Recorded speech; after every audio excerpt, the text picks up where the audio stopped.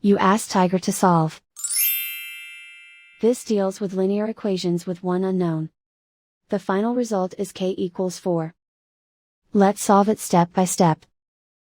Group all constants on the right side of the equation. Subtract 4 from both sides. Group like terms.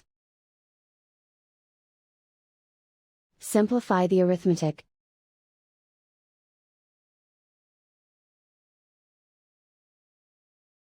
Isolate the k.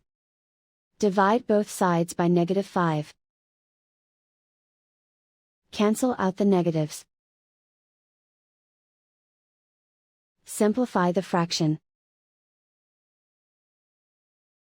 Cancel out the negatives. Find the greatest common factor of the numerator and denominator.